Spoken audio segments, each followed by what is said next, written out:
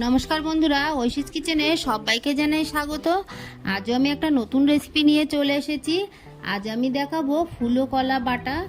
আমরা ফুলো কলা ফেলে দিই, খেতে ভালো লাগে না, তবে এইভাবে যদি রান্না করি তাহলে এই ফুলো কলাই দেখবেন সবথেকে সেরা স্বাদের লাগে।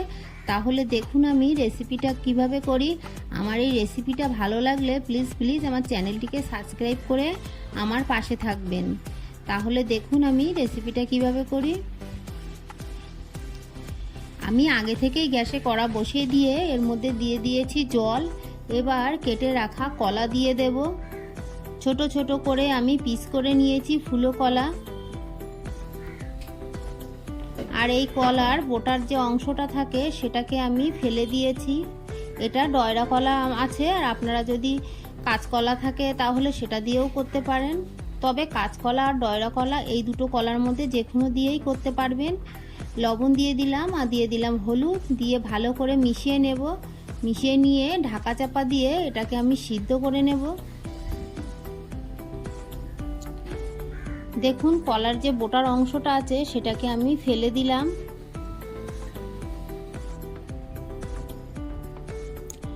ঢাকাটা তুলে আবারও একটু নেড়ে দেব।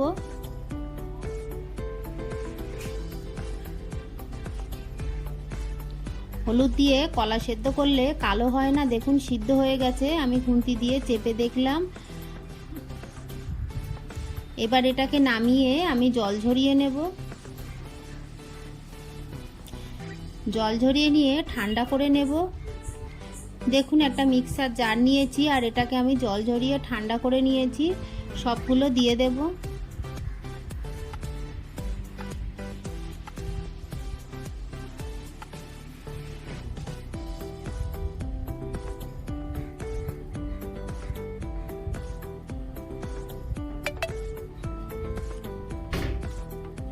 এরপর এর মধ্যে দিয়ে দেব রসুন।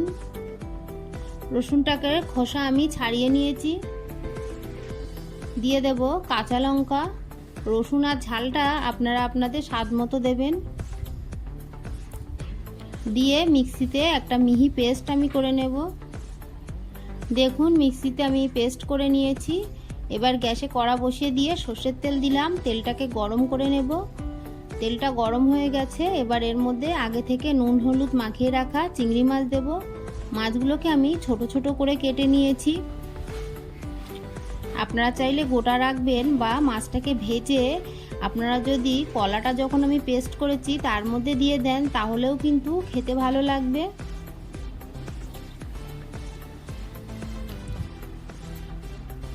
আমি ছোট ছোট করে পিস করেছি, খাওয়ার সময় মুখে পড়লে ভালো লাগবে।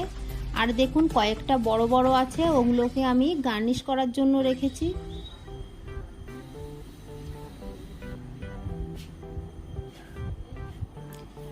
এর মধ্যে আমি আরও একটু সর্ষের তেল দিয়ে দেব হাফ টিস্পুন কালো জিরে। এই ফোড়নটাকে ভেজে নেব।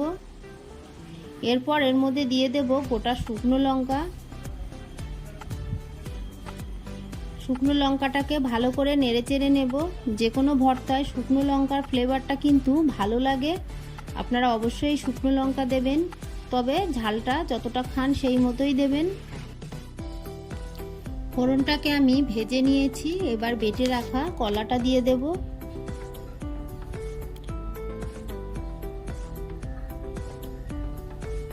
আপনারা চাইলে শিলনোড়ায়ও বেটে নিতে পারেন, আর মিক্সি থাকলে কাজটা সহজেই হয়ে যায়।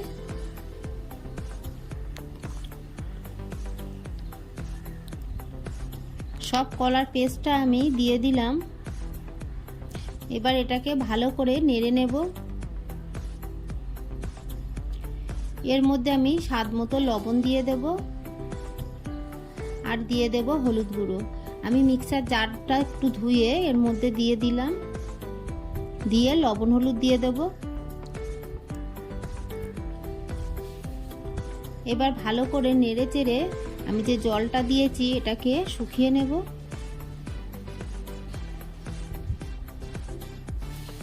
এরপর এর মধ্যে ভেজে রাখা চিংড়ি মাছগুলো দিয়ে দেব।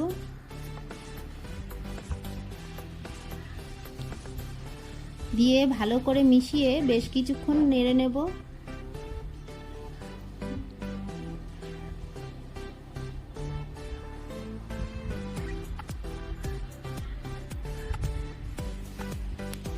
ভালো করে নেড়ে চেড়ে নামিয়ে নিলেই রেডি চিংড়ি মাছ দিয়ে কাঁচকলার ভর্তা।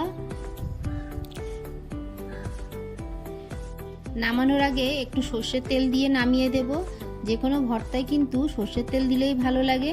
আমার এই রেসিপিটা আপনাদের ভালো লাগলে প্লিজ প্লিজ আমার চ্যানেলটিকে সাবস্ক্রাইব করবেন, পাশে থাকা বেল আইকনটি ক্লিক করে দেবেন, তাহলে আমার নতুন নতুন ভিডিও নোটিফিকেশান আপনাদের কাছে পৌঁছে যাবে। একটা লাইক করতে ভুলবেন না। রেসিপিটা আপনাদের কেমন লাগলো অবশ্যই আমাকে একটা কমেন্ট করে জানাবেন। ভালো থাকবেন, সুস্থ থাকবেন। পুরো ভিডিওটা দেখার জন্য সবাইকে জানাই অসংখ্য ধন্যবাদ।